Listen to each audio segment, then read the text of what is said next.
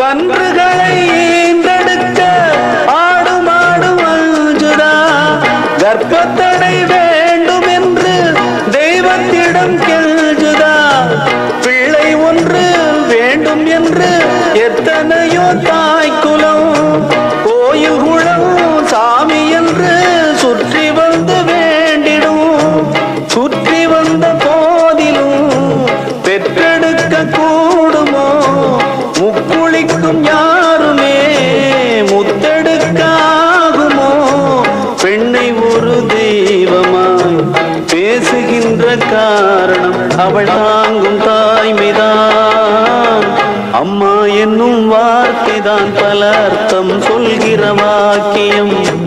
எல்லோருக்கும் வாய்க்குமா அதை காதால் கேட்கிற பாக்கியம்? தேவன் தரும் தாய்மைதான் வேண்டாம்